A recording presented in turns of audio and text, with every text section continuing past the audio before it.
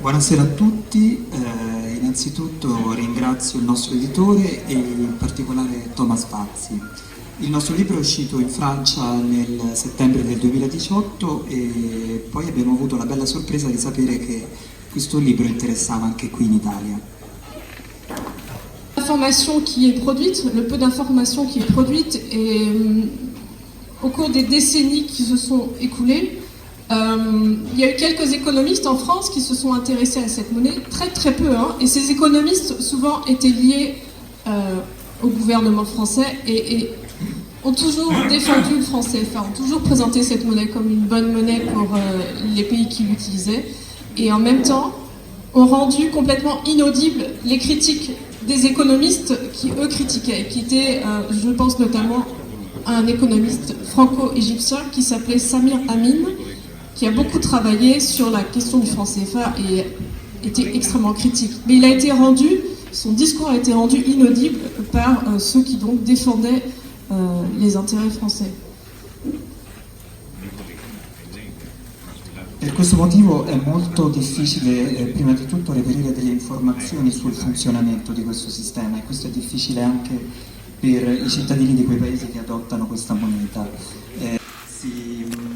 Si chiede alle persone per strada, si fa un'intervista per strada per sapere se lo conoscono, in pochi in realtà sanno esattamente di cosa si parla. Se facciamo lo stesso esperimento in Africa dove il franco CFA è usato, ovviamente lo conoscono tutti, ma anche lì in pochissimi sanno esattamente come funziona e non conoscendo il funzionamento esatto non hanno nemmeno gli strumenti per poterlo contestare. Ça, c'est la partie donc contrôle de l'information, mais il y a aussi la France depuis le début utilise, on va dire, le chantage, et ce chantage a commencé dès 1960 au moment des indépendances. La France a été obligée de passer à cette phase d'octroi de l'indépendance au pays qu'elle avait colonisé, mais elle a fait ça d'une manière très particulière. Elle a poser une condition, c'est-à-dire, elle a dit au pays en question, on vous donne l'indépendance à une condition, c'est que vous signiez des accords de coopération. Et c'était des accords de coopération à la fois militaire, culturel, commercial, économique et monétaire. Donc on vous donne, en gros, l'indépendance, à condition que vous restiez dans la zone franc et que vous utilisiez donc le franc CFA. Voilà, ça c'est ce qui a permis à cette zone monétaire coloniale d'être la seule zone monétaire coloniale à exister après les indépendances. La zone monétaire britannique, par exemple, a disparu, la zone sterling.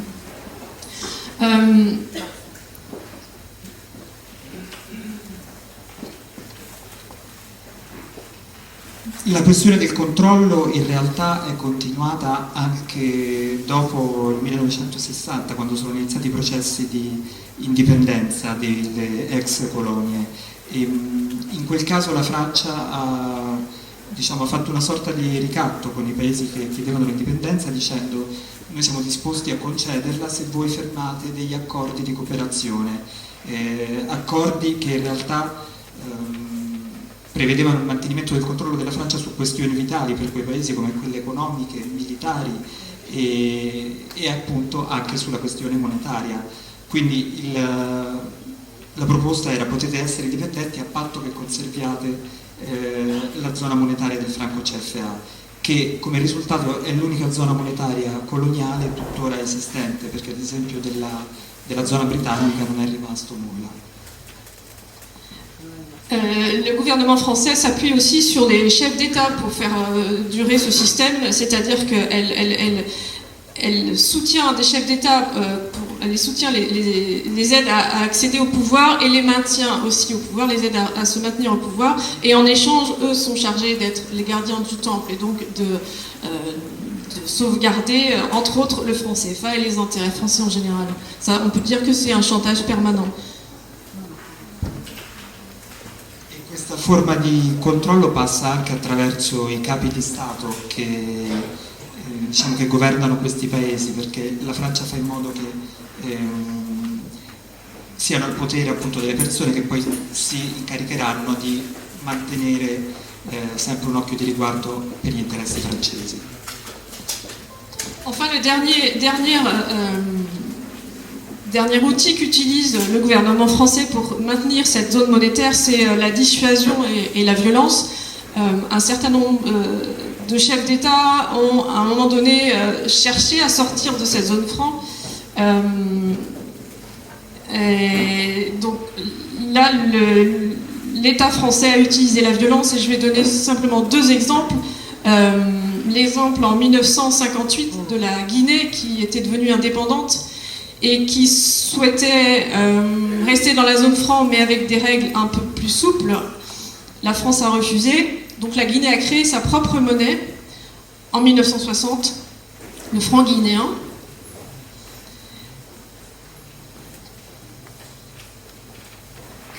Un altro strumento che utilizza la Francia per mantenere in piedi questa zona monetaria è quello della dissuasione e della violenza. Ci sono stati nel corso del tempo alcuni capi di Stato che hanno cercato di uscire da questo sistema, ma inevitabilmente sono stati repressi dalla Francia.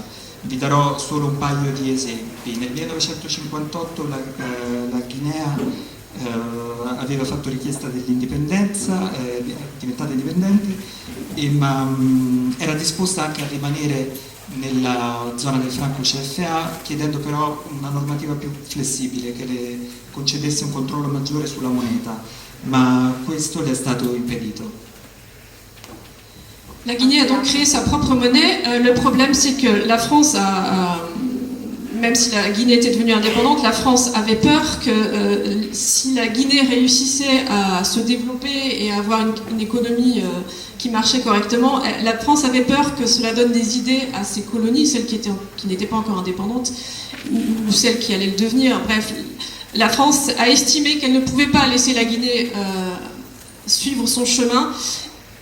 Et les services secrets français se sont donc organisés pour mener un certain nombre d'opérations de déstabilisation militaire, avec des groupes armés qui ont attaqué depuis notamment le Sénégal, et également des opérations monétaires. Et une de ces opérations qu'on a appelée l'opération Persil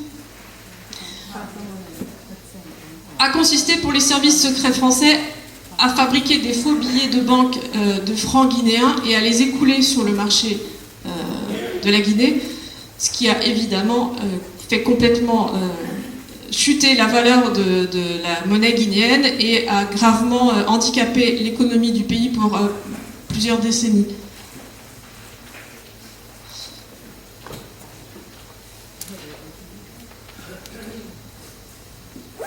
Quindi in seguito al rifiuto della Francia di accettare delle condizioni più flessibili, la Guinea creò la sua propria moneta, ma a quel punto la Francia aveva il timore che se la Guinea fosse riuscita ad avere un'economia prospera e stabile avrebbe potuto dare l'esempio agli altri paesi del franco CFA e quindi far sì che anche altri paesi avrebbero seguito la sua strada. Per questo allora sono iniziate delle vere e proprie operazioni di destabilizzazione, che sono state sia operazioni di destabilizzazione militare, ma anche operazioni di destabilizzazione monetaria, come quella dell'operazione Persil, che è consistita nel stampare un grande numero di banconote false della moneta della Guinea e metterla in circolazione nel suo mercato, per provocare così un'inflazione esagerata che ha causato poi una serie di danni al paese per i decenni a venire. Un autre exemple, et il y en aurait d'autres à donner, mais je vais donner un autre seul exemple, c'est l'exemple du Togo avec son président Sylvanus Olympio qui en 1963 a lui aussi voulu sortir de la zone franc. Son gouvernement s'est organisé pour lancer une monnaie nationale, mais il n'a pas pu arriver jusqu'au bout de ce projet, puisque en janvier 1963, Sylvanus Olympio, le président du Togo, a été assassiné par un groupe d'anciens soldats togolais qui avaient servi au sein de l'armée française. Il n'y a pas encore d'ouverture des archives américaines et françaises sur cette question, puisque les Américains aussi ont suivi ce qui s'est passé à l'époque. Mais beaucoup beaucoup de choses laissent imaginer que la question du franc CFA a été l'une des raisons qui ont motivé l'assassinat du président togolais. Ci sarebbero molti altri esempi, ma un altro esempio che vi farò è quello del Togo. Nel 1963 anche il Togo desiderava uscire dalla zona del franco e il presidente Sylvanus Olympio si stava organizzando per costituire una moneta nazionale, ma improvvisamente, quando questo processo era in atto, improvvisamente il presidente del Togo è stato assassinato da dei miliziani togolesi che avevano già servito nell'esercito francese e tuttora non sono stati aperti gli archivi su questa vicenda, ma è lecito supporre che tra i motivi dell'assassinio ci sia anche sicuramente la sua volontà di uscire dalla zona del franco. Ceci explique qu'aujourd'hui, il y a très peu d'hommes politiques en Afrique qui osent s'exprimer et critiquer publiquement le franc CFA. Ils savent que c'est dangereux. Si un homme politique veut être élu dans la zone franc, il sait qu'il ne faut pas parler du franc CFA parce que ça pourrait lui poser des problèmes. Tout ça est en train un peu de changer parce qu'il y a une forte mobilisation sur les réseaux sociaux notamment contre le franc CFA dans ces pays, ces 14 pays qui utilisent cette monnaie. Donc on est en train d'assister un peu à un changement sur cette question. Et je vais finir en précisant que depuis 1960, depuis les indépendances donc, seuls 2 pays ont quitté la zone franc, Madagascar et la Mauritanie. Et s'il y a eu quelques petites évolutions dans le système, c'était simplement parce que la France s'est trouvée parfois dans des situations où la peur de tout perdre était trop forte et donc elle a consenti à faire des tout petites concessions, mais c'était vraiment très, très faible.